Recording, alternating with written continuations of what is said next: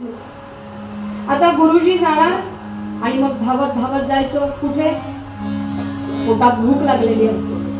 गुरुकुल पद्धत होती पूर्वी, त्यामुळे मौंजीबंधन झालं की 8व्या वर्षापासूनची सगळी मुलं गुरूंकडे राहायला जायची. वयाने लहान लेकरं सुद्धा त्यामध्ये असायची, पण शिस्तबद्ध काम असायचं सारं. प्रवचन झालं, गुरुजी गेले की आपण उठायचं, ही शिस्त आहे म्हणून सगळेजण बसून राहिले. नेहमी सारखे गुरुजी उठले, निघाले, दारापर्यंत गेले. एरवी दाराच्या बाहेर गुरुजींचं पाऊल पडलं की आजूबाजूनी सगळी मंडळी धावत सुटायची. पण आज मात्र कोणीच दिसेना. झोपले का काय सगळे प्रवचनात? शक्यता असते बरं का, म्हणून तुझा कीर्तनकार मध्ये मध्ये हे काही झोप लागली. आज इतकं मोठं प्रवचन दिलंय मुलांना, झोपले बहुधा, म्हणून गुरुजींनी फक्त वळून पाहिलं.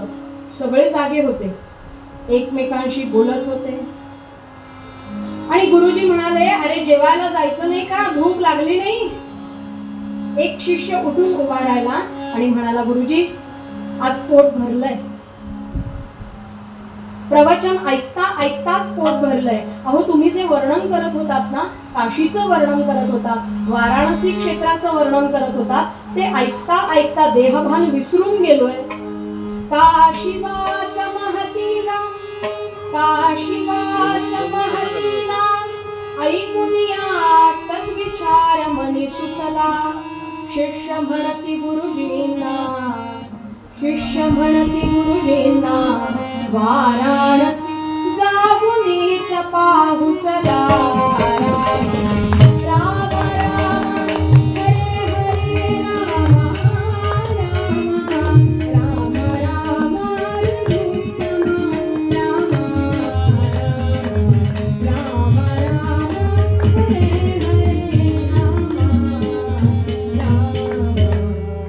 गुरुजी तुम्ही वर्णन केल्यापासून असं झालंय, कधी एकदा काशीला जातो, वाराणसीला जातो. अतिशय आनंद झाला हो गुरुजींना. तसेच आले मागे आणि म्हणाले, तुम्हाला काशीला जावंसं वाटतंय, वाराणसीला जावंसं वाटतंय? अरे चांगलीच गोष्ट आहे, हरकत नाही, जाऊन या. मी सगळीकडे जाऊन आलोय, माझी तीर्थ यात्रा पूर्ण झाली आहे. फार सुंदर क्षेत्र आहे, जाऊन या, नमस्कार करून या, दर्शन घेऊन या. आणि सगळी मंडळी म्हणाली, आम्हाला जायचंय खरं, पण तुमच्या बरोबर जायचंय, आम्ही एकटे नाही जाणार, तुम्ही पण चला. गुरुजी म्हणाले, अरे एकतर मी तीर्थयात्रा करून आलो आणि दुसरी गोष्ट अशी की तुम्ही सगळे जाणार म्हणता. होय होय होय, म्हणजे तुम्हीही सगळे जाणार आणि मीही तुमच्या बरोबर यायचं. मग इथे रामरायाची काळजी कोण घेणार? त्याला जेवू कोण घालणार? पूजा अर्चा कोण बघणार? इथली सगळी व्यवस्था कोणीतरी बघायला हवी, म्हणून मी थांबतो. नाही नाही, तुम्ही पण चला, तुम्ही पण चला, तुम्ही पण चला. इतका गोड हट्ट करणारी ही शिष्य मंडळी कोणाची होती हो? कोण गुरुजी होते? शुकासारिखे पूर्ण वैराग्य झाले, वसिष्ठा परी ज्ञान योगेश्वरा, कवी वाल्मिका सारिखा मान्य ऐसा, नमस्कार माझा सद्गुरु रामदासा. जय जय हे समर्थ आणि ही त्यांची सगळी शिष्य मंडळ. चर्चा अशी चालली आहे की सगळे काशीला आणि वाराणसीला जाऊया. आणि मग समर्थांनीच उपाय सांगितला, असं करू, मी तुमच्या बरोबर यायला पाहिजे असेल तर मग तुमच्यापैकी कोणीतरी इथे थांबा. नुसतं तीर्थयात्रा करणं महत्वाचं नसतं. अलीकडच्या काळामध्ये खूप मोठ्या मोठ्या प्रवचनकारांबरोबर, कीर्तनकारांबरोबर, विद्वान लोकांबरोबर जावं, काही छान चांगल्या गोष्टींचं श्रवण करावं, तसं या मुलांना वाटतंय गुरुजींबद्दल, आणि जावं त्यांच्याबरोबर. समर्थ म्हणाले, मी यायला तयार आहे, पण तुमच्यापैकी एकाने इथं थांबा. कोण थांबणार? सगळ्यांनी हात खाली घेतले, मान अजून खाली घातली. कारण समर्थांनी समजा आपल्याकडे बोट दाखवलं तर त्यावेळेला गुरुजींना नाही म्हणायचं शक्यच नव्हतं हो. गुरु आज्ञा पाळलीच पाहिजे, आणि ही संत मंडळी देव आज्ञा सुद्धा पाळायची. गुरूंची आज्ञा आणि देवाची आज्ञा पाळायला पाहिजे आयुष्यात, नाहीतर देवाज्ञा कधी होईल सांगता येतंय का? त्या आखून दिलेल्या मार्गावरनं बाजूला झालो की काही नाही मग करत. आपल्याकडे बोट कोणी पटकन दाखवेल म्हणून सगळे खाली वाकले. हसू आलं समर्थांना. समर्थ म्हणाले, ऐका, घाई नाहीये, आत्ताच उत्तर दिलं असं पाहिजे नाही. तुम्ही रात्री विचार करा, सगळे ठरवा आणि मग मला उद्या सांगा. जय जय रघुवीर समर्थ. आता जेवण जातंय का? कोण थांबणार? हा त्याला म्हणतो तू थांब, तो त्याला म्हणतो तू थांब, तो त्याला म्हणतो तू थांब, अरे तू थांब रे तू. करता करता करता कोणी थांबायचं याच्यावर भांडण लागायला सुरुवात झाली. आणि मग मात्र एकाने विचार केला, थांबा, आपल्या आपल्यात भांडून चालणार. आज पाठाला जो नव्हता त्याला पकडायला पाहिजे. आज जो प्रवचनाला बसलाच नव्हता त्याला पकडूया म्हणाले, चांगली शिक्षा देऊया, कारण त्याला विषयच माहित नाहीये. आणि मग सुरू झालं, कोण नव्हतं. आणि लक्षात आलं आपल्यापैकी एक शिष्य नव्हता. काय नाव त्याचं नाव चरित्रात सांगितलंय, अज्ञान. अज्ञान. तुम्ही म्हणाल हे काय नाव आहे का हो? असं कोणी नाव ठेवतं का? पण खरं सांगू, आपल्या सगळ्यांचं नाव एकच ठेवा असं जर ठरलं तर सगळ्यांचंच हेच नाव येईल, अज्ञान. कारण खरं ज्ञान ज्याला नाही, आत्मज्ञान ज्याला नाही, असे सगळेच आपण अज्ञानी होत. पण हा मात्र भाग्यवान होता, हा समर्थांच्या सहवासात होता. वर्णन असं केलंय, राष्ट्रगुरु श्री समर्थत्यांचा, राष्ट्रगुरु श्री समर्थत्यांचा सत्शिष्य शिशोभला, नामे अज्ञानाची जाहला, नामे अज्ञानाची जाहला. नामामध्ये काय गोरवी, नामामध्ये काय गोरवी, सार्थकता करीते निर्धना कुबेर म्हणणे तसे, निर्धना कुबेर म्हणणे तसे. नाम असे अज्ञान ज्ञानी परी, नाम असे अज्ञान ज्ञानी परी, गुरुकृपा हरी जयाने सीतापती मोहिला, जयाने सीतापती मोहिला, जयाने सीतापती मोहिला. समर्थ शिष्य अज्ञान असं नाव सांगितलंय. त्या अज्ञानाला बोलावलं, अज्ञाना, अरे आज तू पाठाला नव्हतास? नाही, आज गुरुजींनी सांगितलेलं काम पूर्ण झालं नाही ना, म्हणून पूर्ण करत बसलो होतो. असं होय? अरे आज वर्गामध्ये वाराणसीला, काशीला जायचं असं ठरलंय. वा वा वा, मी पण येणार. अरे नाही, तेच सांगायला आलोय आम्ही. तू नाही यायचंस का? अरे गुरुजी असं म्हणाले की तू इथे राहा.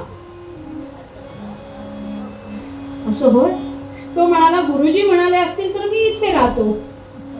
राज्याधिकार येवो किंवा जावो समस्त धनमान, हाची सुबोध गुरूंचा भंगावेना कदा समाधान. तिथे असलो काय, इथे असलो काय, गुरुजींनी सांगितलंय ना, माझ्यासाठी तेच महत्वाचं आहे. ठीक आहे, मी राहतो म्हणाला. लहान वय होतं हो. दुसऱ्या दिवशी समर्थांपर्यंत बातमी गेली की अज्ञान राहायला तयार झाला. समर्थ म्हणाले, तयार झाला का? तयार. त्यांना काय दिसणार नाही, काय दिसणार नाही. तुम्ही विमानाने प्रवास केला असेल ना तर तुम्हाला माहित असेल, पहा, विमानतळावर सगळ्यांची तपासणी होते, आपली पण होते, पण तशी बॅगांची तपासणी होते. आणि त्यासाठी बॅग उघडून दाखवायची सुद्धा गरज नाहीये. त्या मशीनमध्ये ती बॅग घातली, त्याला 3-3 कुलपं जरी लावलेली असली तरी बॅगेच्या आत काय आहे ते दिसतं त्याच्यावर. नाही नेता येत असं इकडून तिकडे काही. तेच समर्थांचे किंवा सद्गुरूंचे नेत्र असतात. हे बघितल्यानंतर आत काय चाललंय हे कसंच्या दिसू दिसतंय त्यांना. समर्थांच्या लक्षात आलं काहीतरी गोंधळ, बोलवलं अज्ञानाने. अज्ञाना, तू राहायला तयार झालास का? अज्ञान म्हणाला, तुम्ही म्हणत असाल तर राहतो, गुरु आज्ञाप्रमाणे राहतो. अरे इतकं सोपं नाहीये. सगळे शिष्य म्हणतात, आता कशाला विषय वाढवतात, आता तो राहतोय म्हणतो तर राहू दे ना. समर्थ म्हणाले, अज्ञाना इतकं सोपं नाही रे इथे राहणं. का का? अरे आम्ही सगळेच जाणार आहोत. हो, आणि मग तू एकटा कशा राहशील? काय बोलावं हो अज्ञानाने. अज्ञान म्हणाला, एकटा कशाला? अहो तुम्हीच म्हणताय ना रामरायाची काळजी घ्यायला राहायचंय, मग तो नाहीये का माझ्या बरोबर? सद्गुरुनाथ महाराज निर्मळ मन. एक सत्य घटना त्याच्यावर आधारित व्हॉट्सअपला मेसेज आला होता, वाचला का तुम्ही? एका छोट्या मुलाचं ऑपरेशन होतं हृदयाचं, आणि ऑपरेशन थिएटरवर जेव्हा डॉक्टरांनी त्याला घेतलं तेव्हा तो डॉक्टरांना काय म्हणाला माहिती? डॉक्टर काका सांभाळून करा हा ऑपरेशन. डॉक्टर म्हणाले, काळजी नको करूस, तुला काहीच नाही होणार. तो म्हणाला, हो मला काही होईल अशी भीती नाही वाटत, पण माझ्या आईने सांगितलंय इथे बाप्पा राहतो, माझ्या बाप्पाला काही होता कामा नाही. मग ही निर्मळ वृत्ती आहे जी प्रत्येकाकडे असते, फक्त लहान मुलांच्याच असते असं नाही. मनुष्य जन्मतः भजनशील तुकोबा म्हणतात.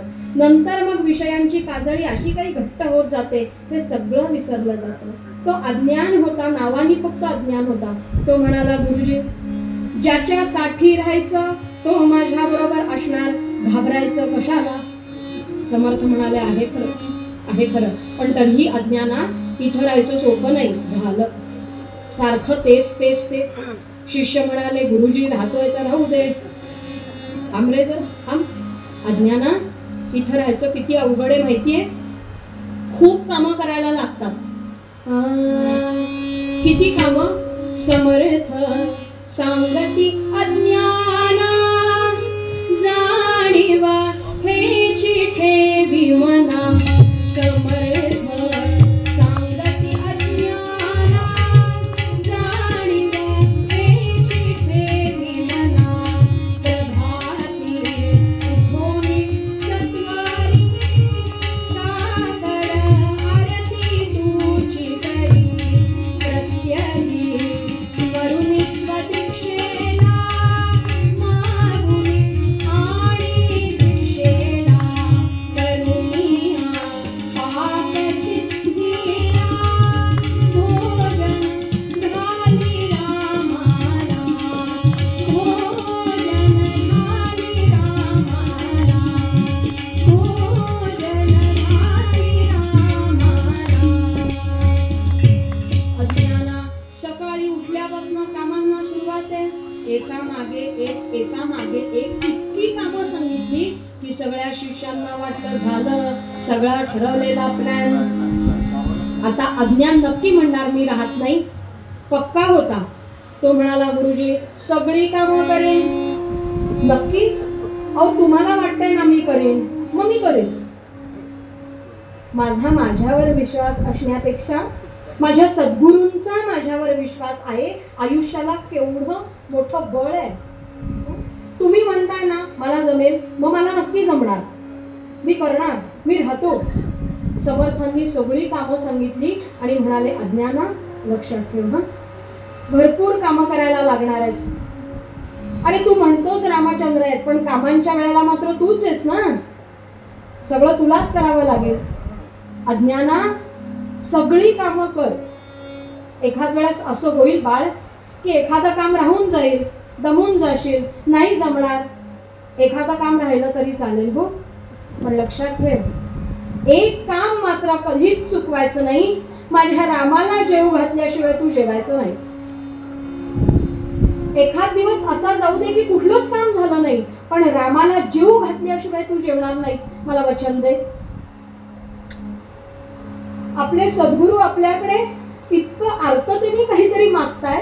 अज्ञान झटकन पुढे गेला आणि समर्थांना म्हणाला, गुरुजी तुम्ही काळजीच करू नका, राम रायाला जेवू घातल्याशिवाय मी जेवणारच नाही. त्याचे बोल, त्याच्या डोक्यावर हात ठेवला समर्थांनी. आणि आता सांगा काय अवघड आहे? तो हात एकदा डोक्यावर आल्यानंतर काय अवघड काय त्याच्यामध्ये? जायची तयारी बाकी सगळ्यांची सुरू झाली. जायचा दिवस उजाडला. सगळे निघाले. समर्थ मात्र त्या दारापाशी जाऊन परत मागे वळले. अज्ञाना, लक्षात राहील ना रे गुरुजी, रामाला जीव घातल्याशिवाय मी जेवणार नाही. हे एक गोष्ट मात्र मी विसरणार नाही. समर्थ म्हणाले, हरकत नाही. श्रीराम जय राम जय जय राम. नामस्मरण करत करत निघाले गुरुजी. सगळी शिष्य मंडळी निघाली आणि इकडे हा सुद्धा श्रीराम जय राम जय जय राम म्हणत म्हणत म्हणत आपल्या कामांना सुरुवात केली. दुसरे दिवशी प्रातःकाळी उठून श्रीराम वेळी सद्गुरूंची आज्ञा पाळी. शिष्यजी प्रमाण सद्गुरुनाथ महाराज. दुसरा दिवस उजाडला. गुरुजींनी जशी तशी कामं सांगितली, सगळी कामं केली, जशी जमतील तशी केली. आता मात्र रामरायाला जेव घालायचं. भिक्षा मागून आणली पाहिजे, कारण भिक्षा मागून आणायची, स्वतः स्वयंपाक तयार करायचा आणि मग रामांना जेव घालायचं. दुसरी सोय नव्हती. उशीर झालाय आज. आज एखाद दिवस चालतं की हो देवाला आणलेलं, काय होतं मग करू तितक्या सोयी आहेत आपल्याकडे. संप्रदायाने हेच शिकवलं नाही. तू तुझ्या कष्टाने आण, तू स्वतः कर आणि मग ते दे. हा झोळी घेऊन निघाला. गावात भिक्षा मागण्यासाठी आला. उभा राहिला एका दाराच्या समोर.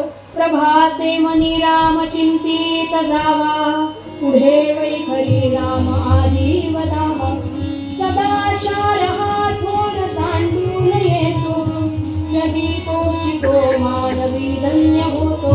जय जय रघुवीर समर्थ. आवाज ऐकला मात्र दारातून आजीबाई बाहेर आल्या. अज्ञाना, तू एकटाच? हो. आणि बाकी सगळे कुठे? सगळे गेले काशीला. अरे अहो, खरंच काशीला गेले, वाराणसीला गेले, सगळे गेले. सगळे गेले. आणि गुरुजी ते पण गेले. गुरुजी पण गेले. आणि मग तू रे? मी नाही गेलो. का? रामरायाला जीव कोण घालणार? आजीबाई म्हणाल्या, तू रामरायाला जीव घालायला थांबलाय? मग काय तरी तुझे गुरुजी तुला एकट्याला ठेवून गेले? त्यांना काही वाटलं पण नाही, एवढं लहान लेकरू. तो म्हणाला, आजी अहो एकटा कशाला? तिकडे रामचंद्र आहेत, सीता माऊली आहेत, भरत, शत्रुघ्न, हनुमंत सगळे आहेत की तिथे. एकटा नाही. पर बोलण्यात वेळ घालवू नका. लवकर भिक्षा वाढा, म्हणजे जाऊन काहीतरी तयार करीन आणि रामरायाला जेवू घालेन. आजीबाई म्हणाल्या, अज्ञाना, आता तू हे नेणार कधी, जाणार कधी, ते तयार करणार कधी, त्याला जेवू घालणार कधी आणि मग तू जेवणार कधी? असं कर. आज पहिलाच दिवस आहे. आज मी तुला तयार अन्न देते. आज नको करू, उद्यापासून बघू. तयार केलेला देते, घेऊन जा. आपण असतो तर म्हणलं असतो, वाह काय गुरुजी सोय करतात बघा. उगाचच मी म्हणत होतो असं तसं. चालेल चालेल. इथपासून खरी परीक्षेची सुरुवात होती. तो अज्ञान म्हणाला, नको आजी नको, शिधा द्या. आजीबाई म्हणाल्या, अरे मी तुला तयार अन्न दिलं तर तुझ्या गुरुजींना काय कळणार आहे? काय कळणार? त्यांना कळणार. बरं कळलं तर कळलं, ते तुला रागवणार नाही. मी सांगीन हो त्यांना. अज्ञान म्हणाला, आजीबाई माझ्या गुरुजींना कळणार यात शंकाच नाही. आणि त्यांना कळलं तर ते मला रागवतील अशी भीती नाही वाटत हो मला. पण त्यांना जर हे कळलं ना तर त्यांना वाईट वाटेल. हो वाईट वाटेल. म्हणून नको. ज्या घरामध्ये अशी अपत्य असतात ना ते घर म्हणजे रामरायाचं घर आहे. मी वाईट वागलो तर माझ्या आई वडिलांना त्रास होईल ही भीती पाहिजे. मी चुकीचं वागलो तर माझे आई वडील मारतील हा धाक नको. पण मी आज जर काही चुकीची गोष्ट केली तर माझ्या आई वडिलांच्या डोळ्यात पाणी येईल, त्यांना वाईट वाटेल, त्यांच्या मनाला यातना होतील. मग रामराज्य घरात आल्याशिवाय राहणार नाही. अज्ञान म्हणाला, नको मला त्या शिदा. डाळ तांदूळ घेतले, आला धावत धावत, जमेल तसा अन्न तयार केलं, खिचडी तयार केली, ती घेतली द्रोणामध्ये, निघाला रामचंद्रांच्या समोर बसला. काय नेहमीप्रमाणे तो नैवेद्य समर्पण केला. शब्द मोठा सुंदर आहे, समर्पण केला. आपण कधीतरीच वापरतो. आपण म्हणतो देवाला नैवेद्य दाखवून आण, ठेवू पण नको, दाखवून लगेच आण इकडे. खाल्ला वगैरे तर केवढा प्रश्न यायचा. समर्पण केला ही भावना असावी यासाठी आपल्या संस्कृतीत काही शब्द आले. देवाला नैवेद्य समर्पण केला आणि अज्ञान बसून राहिला. हो रामचंद्रा, हे काय किती वेळ झाला नैवेद्य समर्पण केला, रामचंद्र खात का नाही, काहीच कळेना. त्या बाळाच्या मनामध्ये हलकल्लोळ माजला की रामचंद्र जर जेवलेच नाहीत तर मी आलोय म्हणून काय रामचंद्र रागवले असतील. रामचंद्रा, गुरुजींनी तुम्हाला सांगितलंय की नाही मी तुम्हाला जेवू घालणार आहे, मग तुम्ही का बरं असं करता. जेवा ना.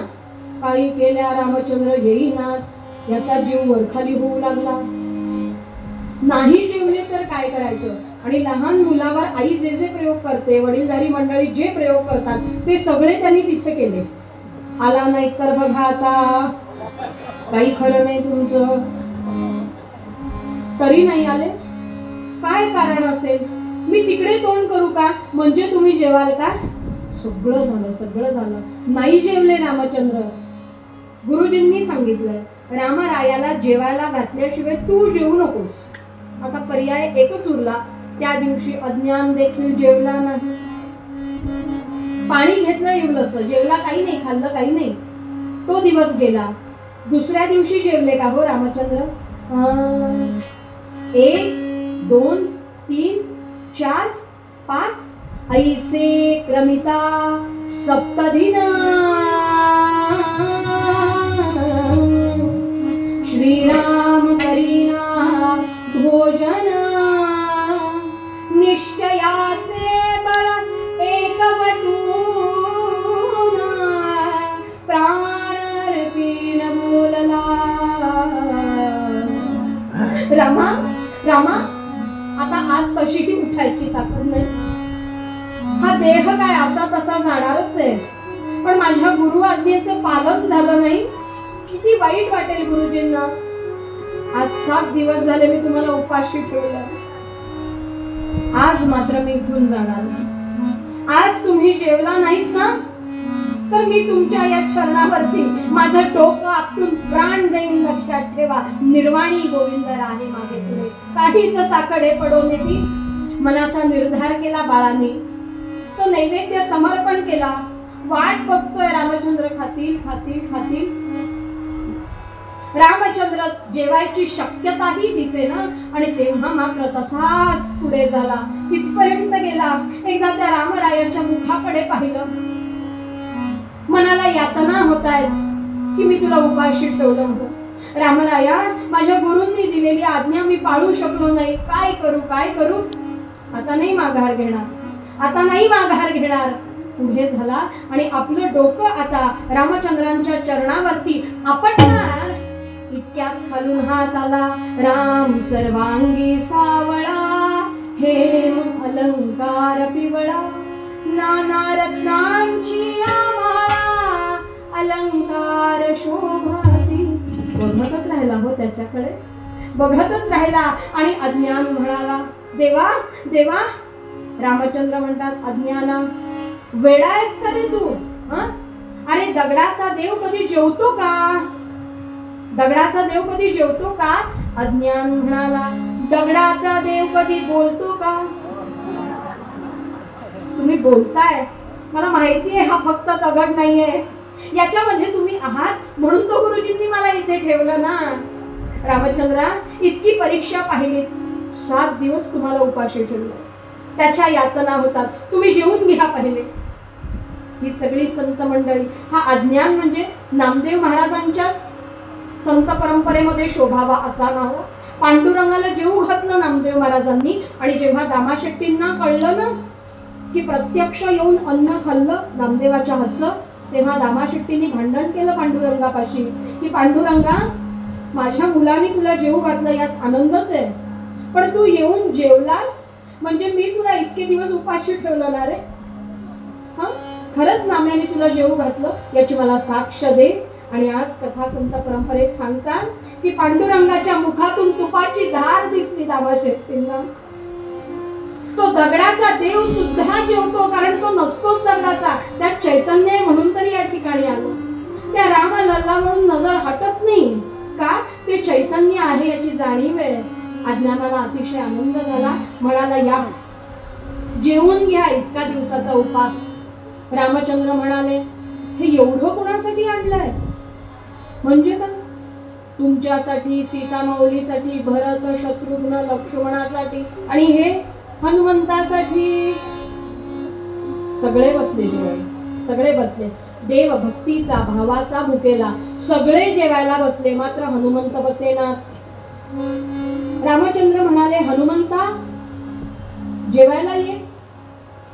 हनुमंत म्हणाले प्रभू मी जेवणार नाहीये आणि मी विनंती करतो तुम्ही सुद्धा जेवू नका. का रे?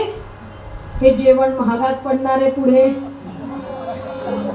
हनुमंता अरे जेवण महागात पडणार? अरे इतकं प्रेमाने आधी कोणी जेवायला घालतं का सांग? कोणी जेवायला घालतं? सगळे नैवेद्य घेऊन येतात पंचपक्वान्नाची, जेवेपर्यंत थांबत पण नाही रे. कोणीतरी इतका हट्ट करताय उद्याचं उद्या बघू.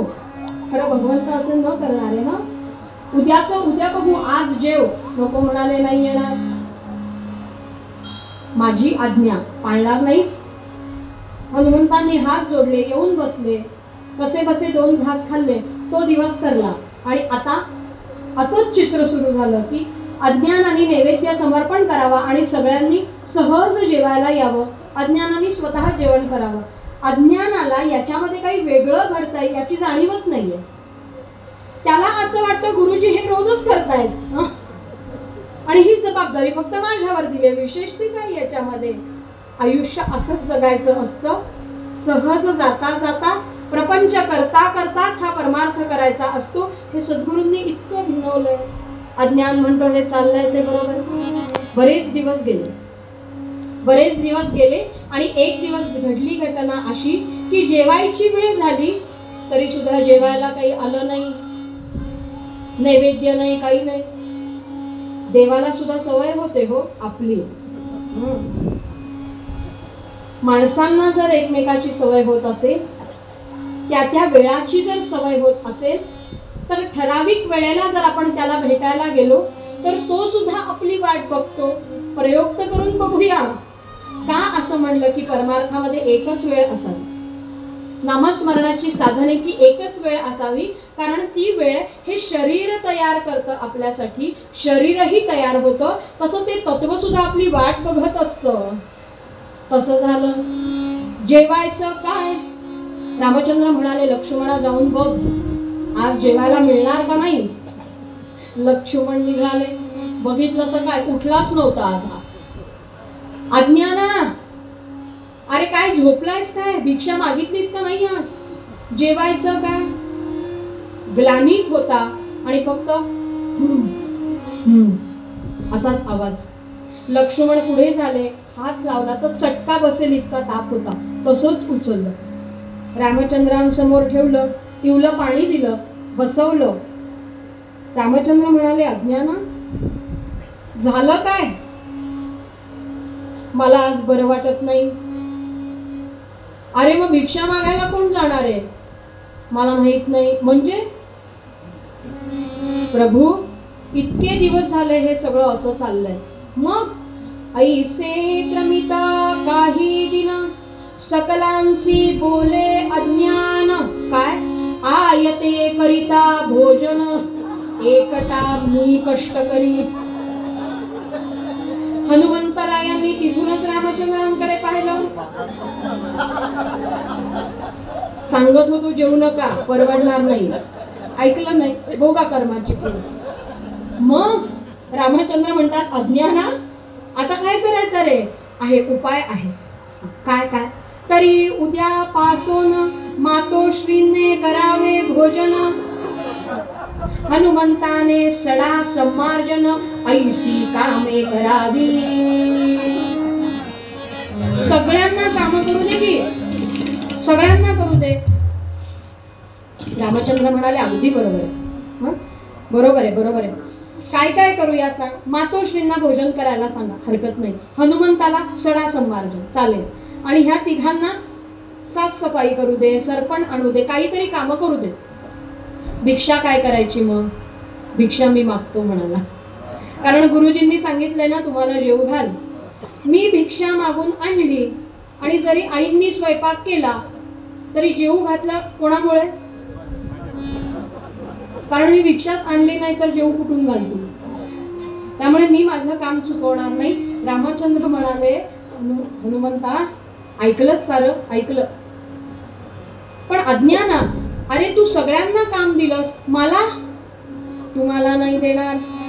कारण माझ्या गुरुजींनी सांगितलंय तुम्हाला जेवायला घाल. यांना सांगितलं होतं का खरं? मी आपला घालत होतो, तुम्हाला नाही. तुम्ही नाही काही काम करायचं. आता सावध झाले होते रामचंद्र. ते म्हणाले नको रे बाबा, तू काही दिवसांनी मलाही म्हणशील आयते करिता भोजन, काहीतरी काम दे आपलं. झालं नको. अरे दे रे बाबा, नको दे रे. नाही म्हणता म्हणता इतका हट्ट केला, शेवटी तो छोटा अज्ञान म्हणाला बर खरं तर मला तुम्हाला काम द्यायचं, पण तुमचाच हट्ट आहे ना म्हणून छोटस काम देतो, सोपं. काय कसं आहे, रात्री मला झोपायला उशीर होतो सगळी कामं करता. मग पहाटे कधी कधी मला उठवत नाही, काकडा पहाटे करावा लागतो. मी असं करीन, रोज रात्री सगळी तयारी करतोच मी, पण एखाद वेळेस जर मी सकाळी लवकर उठलो नाही तर आपापला काकडा एवढंच काम करा. सख्य भक्ती, इतकी सख्य भक्ती की भगवंताला हेही सांगावं, भगवंताशी भांडावं, भगवंताकडून हट्ट पुरवून घ्यावे. आणि हे सहज चाललंय आयुष्याचा भाग म्हणून. आणि त्या दिवसापासून चित्र बदलून गेलं. सगळे एकत्र येत आहेत, काम करतायत. अज्ञान भिक्षा मागून आणतोय. फक्त फरक इतका होता, आता आई स्वयंपाक करतात तेव्हा सगळे प्रकार होऊ लागले. भाकरी, कालवण, वेगवेगळे प्रकार. रोज आनंदाने जेवण चालू आहे. जेवण प्रसाद, भगवंताला नैवेद्य समर्पण करून आपण आणतो, त्याला प्रसाद म्हणतो. तो भगवंताने तयार केलेला आहे म्हणल्यावर काय विचारता. दिवस जाऊ लागले आणि परत एक दिवस असं झालं, परत भिक्षेची वेळ झाली तरी जाईना अज्ञान. आता रामचंद्र सावध होते. रामचंद्र म्हणाले अज्ञाना आज भिक्षा नाही का मागायची? अज्ञान म्हणाला गुरुजी अहो आज नाही जाणार. मग जेवायचं काय? नाही नाही जेवायचं ना आपल्याला, पण सीता माऊलींनी काल भाकरी केल्यात आणि त्यांना अंदाजच आला नाही. खूप भाकरी उरल्यात, त्या वाया घालवायच्या आणि आज नवीन स्वयंपाक करायचा नाही चालणार. अन्न वाया घालवू नये. अन्न हे भगवंताला सांगतोय. म्हणजे कालच्या भाकरी आज हो म्हणाले आज खायच्या. मग त्याच्याशी काही करायचंय का नाही का नुसतीच खायची? अज्ञान म्हणाला नाही नाही नाही, करूया काला ना जाय आज भिक्षेला, करूया काला ना जाय आज भिक्षेला, करूया काला ना जाय आज भिक्षेला. पुष्करुणी याशी भाकरी, पुष्करुणी याशी भाकरी, दही तक्राते घालून यावरी, दही तक्राते घालून यावरी, सुंदर पोळणी देऊन यावरी, सुंदर पोळणी देऊन यावरी. खाऊया काला ना जाय आज भिक्षेला, करूया काला ना जाय आज भिक्षेला. त्याचा काला करूया. वा वा वा, अज्ञाना सोपं आहे पण छान आहे. चला सगळे बसले. एवढ्या भाकरी उरल्या होत्या, सगळ्या आणल्या, टोपलं आणलं ती अख्खी. जानकी मातेला वाटलं आजच्या दिवस तरी सुटका झाली. सुट्टीच नाही हो, आज तरी काही करायला नको. ते सगळं आणून ठेवलं, दही ताक सगळं सगळं. आणि मग रामचंद्र म्हणाले, अज्ञाना अरे करणार आहे सुरुवात, कसा करायचा हा काला? अज्ञान म्हणाला, भाकरी छान कुस्करायची, त्याच्यात दही घालायचं, ताक घालायचं खूप. अरे मगाशी सांगून झालं, कर सुरू. अज्ञान म्हणाला, प्रभू काला छान व्हावा असं वाटत असेल तर भाकरी छान कुस्करायला लागते. अरे मग कर ना. अहो माझ्या अंगात ताकद कुठे आहे? अशा कोणीतरी भाकरी कुस्करायला हवी की चांगली बारीक होईल. हनुमंत उठले, हे काम आपल्याचकडे येणार. सोहळा राग भाकरीवर कुस्करून बारीक करून. आता रे दही घालायचं, ताक घालायचं. लक्ष्मणांनी येऊन दही घालावं, ताक घालावं, दूध घालावं. आता रे इवलसं मीठ घालूया, साखर घालूया. आता सुंदर फोडणी द्यायची त्यावर. अज्ञाना अरे काय सुंदर बोलतोयस रे, कर ना लवकर. तो म्हणाला, फोडणी देण्याचं काम त्यांना जमतं, फोडणी द्यायला पदार्थाला. उत्तम फोडणी असेल तरच भाजी चांगली लागते. कितीही चिरलेली असू दे, सुंदर ताजी असू दे, फोडणी संपली विषय, काळी संपला विषय. फोडणी देण्याचं काम सगळ्यांना नाही जमत. जेणो काम तेणो ठाय.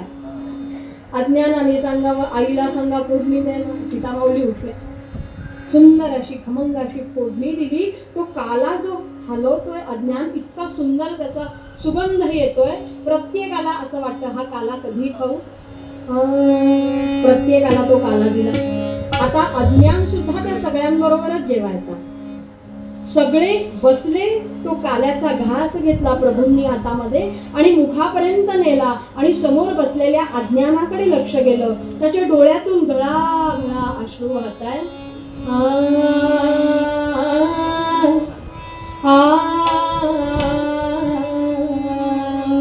रामचंद्र म्हणाले, अज्ञाना भरल्या ताटावर नाही रडायचं. काय झालं बरं बाळ? अज्ञान म्हणाला, हा काला आहे ना माझ्या गुरुजींना फार आवडतो, फार आवडतो. आणि गुरुजी काला खात नाही, तोवर आम्ही कुणी कधी काला खात नाही. रामचंद्र म्हणाले, अज्ञाना खरंय रे, गुरुजींची आठवण का आली तुला? अरे गुरुजी खूप लांब गेले, हा काला त्यांना देणं शक्य नाही. आपण असं करूया, गुरुजी आले ना की पुन्हा काला कर तयार. सज्ञानी असणारा अज्ञान होता. अज्ञान म्हणाला, कितीही वेळा काला तयार केला ना नंतर, तरी त्याला या काल्याची चव नाही, मला समजत नाही ना. हा काला माझ्या गुरुजींना दिल्याशिवाय मी खाणार नाही. रामचंद्र उठले, अज्ञानाच्या शेजारी आले, त्याला मांडीवर घेतलं आणि म्हणाले, अज्ञाना वेडा हट्ट नाही करायचा. अरे गुरुजी आता कुठे पोचले असतील तिकडे, आता कसा काला देणार सांग बरं? नाही जाऊ शकणार रे, नाही जाऊ शकणार. अज्ञान म्हणाला, तुम्ही ठरवलं तर काला पोचू शकतो. म्हणजे तुमच्याकडे कितीतरी वेगानं जाणारं विमान नाही. तुम्ही जर एक आज्ञा केली ना तर हा काला क्षणात जाईल म्हणाले तिकडे. हनुमंत उठले आणि जाऊ लागले. तिथूनच म्हणाले, मी तुम्हाला सांगत होतो एकदा जेवू नका. आता हे सगळं त्याच्यामुळे झालं. महागात पडेल सांगतोय, महागात पडेल. रामचंद्र म्हणाले, हनुमंता असा हट्ट तरी कोण करणार रे? जा जा, बाळाला घेऊन जा, समर्थांना काला दे आणि परत ये. अहो स्वामी तुम्ही काय बोलताय? त्याचा एवढूसा हट्ट नाही का पुरवायचा? आणि हे फक्त तू करू शकतोस. जा हनुमंता. हनुमंतांनी नमस्कार केला. अज्ञानाने तो काला द्रोणामध्ये घेतला, दुसरा द्रोण त्याच्यावर झाकला आणि हनुमंताच्या जवळ आले. हनुमंतांनी त्या बाळाला खांद्यावर बसवलं. ज्या खांद्यावर प्रभू रामचंद्र आणि लक्ष्मण बसले आणि रावणाशी वध करता करता करता युद्धामध्ये गेले, त्या खांद्यावर बसण्याचा मान प्रभूंनंतर अज्ञानाला प्राप्त झालं. त्याला खांद्यावर घेतलं आणि जय रघुवीर म्हणून उडाला उपकार केला मारुती. वायुपुत्र, पवनपुत्र, किती किती वेळ लागणार जायला? क्षणात आले. अशा वेळेला आले जेव्हा समर्थ आणि सगळी शिष्य मंडळी नुकतीच पोचलेली होती. पूर्वीचा काळ आहे, त्यामुळे तीर्थयात्रा प्रवास अवघड होते. मजल दरमजल करत करत जायचं. ऊन पाऊस वारा सगळं सहन करत प्रतिकूल परिस्थितीत जायचं. त्यामुळे प्रवास मोठा होता. ही सगळी मंडळी नुकतीच पोचलेली होती. बसलेली होती सारी किनारी. ध्यान लावलेलं होतं, डोळे बंद होते सगळ्यांचे. आणि लांब असं हनुमंतांनी अज्ञानाला उतरवलं खांद्यावर आणि म्हणाले, अज्ञाना दिसले का गुरुजी? जा, पण लक्षात ठेव हा अज्ञाना, जा, काला दे आणि लगेच ये. कारण तुला माहितीये रामचंद्र जेवलेले नाहीत. आता परिस्थिती उलटी आहे. आता आधी अज्ञानाला घास भरवायचे आणि मग रामचंद्र जेवायचे. लगेच ये, मी इथेच थांबतो. हो. निघाला अज्ञान, पण जरा पुढे गेला. परत हनुमंतांनी मागे ओढलं. ए, कुठे चालला? तुम्हीच म्हणला ना. हो बरोबर आहे, पण लक्षात ठेव, जर गुरुजींनी विचारलं कोणाबरोबर आलास तर माझं नाव सांगायचं नाही. मग ते तुझं तू बघ म्हणाले, काय सांगायचं? माझं नाव सांगायचं नाही. आणि जर का तू माझं नाव सांगितलंस, धाके हनुमंताच्या हातात. माझं नाव सांगितलं असतं लक्षात ठेव, नाही सांगणार असं म्हणून जो धावत सुटला. बांधलेला वासरू जेव्हा आपल्या आईच्या दिशेनं गाईच्या दिशेनं जातं ना, ज्या वेगानं जातं किंवा ज्या वेगानं बाळ आईकडे जातं, आई बाळाकडे जाते, त्या वेगानं धावत सुटला. समर्थांच्या समोर आला आणि अनाहूतपणे तोंडातून शब्द गेला, गुरुजी. गुरुजी ओळखीचा आवाज आहे. समर्थांनी क्षणभर डोळे उघडले. अज्ञान उभा आहे. माझ्या मनात अज्ञान आहे ना, म्हणून मला अज्ञान दिसतो. काय परिस्थिती आहे हो गुरुजी. काशीमध्ये सगळ्या शिष्यांबरोबर आहेत, पण मनात मात्र ते बाळ आहे. ध्यान मात्र त्या बाळाचं चाललंय. आणि ते बाळ खऱ्या अर्थी रामचंद्रांच्या सहवासात आहे. नाही नाही नाही, अज्ञान नाहीये. डोळे बंद केले. परत कानावर आवाज आला, गुरुजी. परत डोळे उघडले आणि मग मात्र म्हणाले, अज्ञाना तू? हो गुरुजी. गुरुजी तुम्हाला काला खूप आवडतो ना, म्हणून तुमच्यासाठी घेऊन आलो. अज्ञाना हा कुठून आणलास? कुठून म्हणजे? आपल्या तिकडे तयार केलाय. म्हणजे आम्ही निघालो, आमच्या मागे काला तयार केला आणि तू पण निघालास का रे?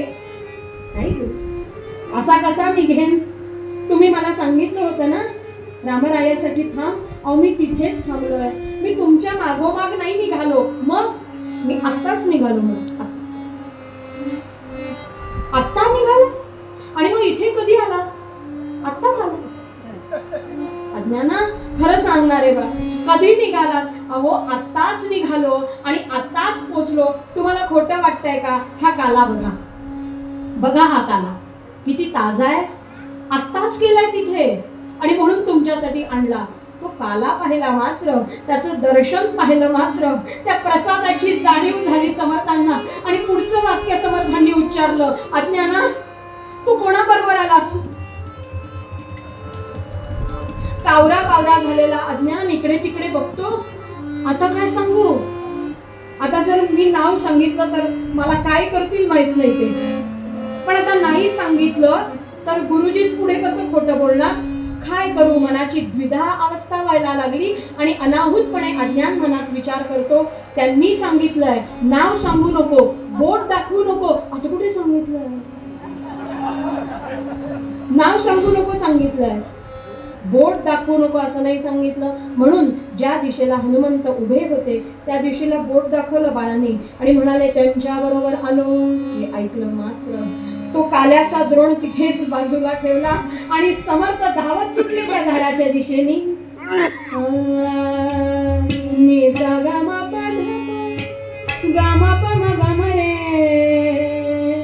तिथपर्यंत आले. समर्थांच्या मागोमाग सगळी शिष्य मंडळी आली. समर्थ गुडघ्यावर बसले खाली. मोठा वृक्ष होता. त्या वृक्षाच्या तळापाशी, त्या वृक्षाच्या गुंढ्यापाशी काहीतरी बघता. गुडघ्यावर बसलेल्या समर्थांनी डोकं खाली टेकवलं आणि मुखातून एकच शब्द गेला, तुम्ही आलात का ह्याच्यासाठी? डोळ्यातले अश्रू आवरेनात, हुंदके थांबेनात. अज्ञान शेजारी उभा आहे. समर्थांच्या पाठीवरून अज्ञान हात फिरवतो. गुरुजी काला खाना, पटकन खाना, मला लवकर जायचंय हो. अज्ञान, अरे कुठे जायचंय तुला? तुम्हीच तर सांगितलं ना रामरायाला उपाशी ठेवू नको, तो उपाशी बसलाय हो तिकडे. हे सगळं ऐकलं मात्र समर्थ आपल्या बरोबर असलेल्या शिष्यांना म्हणाले, मी कोणाशी बोलतोय तुम्हाला बघायचंय का रे? मी कोणाशी बोलतोय तुम्हाला बघायचंय? अज्ञान कोणाबरोबर आलाय तुम्हाला बघायचंय का? आणि सगळ्यांनी हो म्हटल्याबरोबर समर्थांनी मनापासून हात जोडले आणि सांगितलं, मूळ स्वरूपामध्ये प्रकट होऊन दर्शन द्या सगळ्यांना. मारुतीराय आपल्या मूळ स्वरूपामध्ये प्रकट झाले. मात्र सगळ्या शिष्यांकडे बघून समर्थांनी म्हणावं, याला अज्ञान म्हणू का रे मी आता?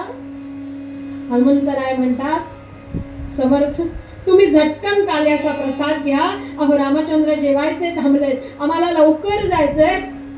हे सगळं पाहिलं, त्या अज्ञानाला घट्ट जवळ घेतलं आणि समर्थ म्हणतात, तूच खरा सज्ञान बाळा, तूच खरा सज्ञान, तूच खरा सज्ञान बाळा, तूच खरा सज्ञान. गुरु स्नेहांकित तू असती, गुरु आज्ञा प्रमाण, तूच खरा सज्ञान बाळा, तूच खरा सज्ञान बाळा, तूच खरा सज्ञान बाळा, तूच खरा सज्ञान. राम कैवल्याचा दानी, रामदास अभिमानी. हे कैवल्याचं दान आहे हो. आयुष्य जगत असताना मी त्याच्या बरोबर आहे. कोणत्याही क्षणी तो माझ्या बरोबर आहे. आनंदात सहभागी आहेच, पण जेथे जातो तेथे तू माझा सांगाती. चालविसी हाती धरून याला कैवल्याचं दान म्हणायचं. हीच याची देही याची डोळा, पाहू मुक्तीचा सोहळा. हे फक्त मनुष्य जन्मात शक्य आहे. आणि म्हणून सगळ्या संतांनी सांगितलं, हे दार वेळीच उघड का? हे दार उघडलंच ना तर राम कैवल्याचा दानी, राम कैवल्याचा दानी, रामदास अभिमानी.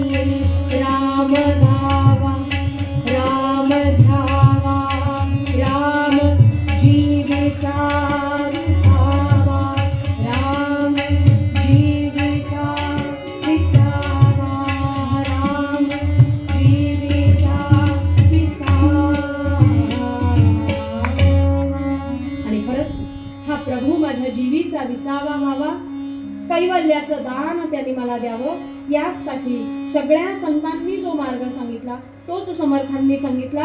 दोन गोष्टी तरी करशील, रामनामाचं गायन कर आणि सद्गुणांचं ध्यान कर. तो ध्यास घे, ते अनुसंधान घे आणि मग मात्र आयुष्यामध्ये त्याची प्राप्ती झाल्याशिवाय राहणार नाही.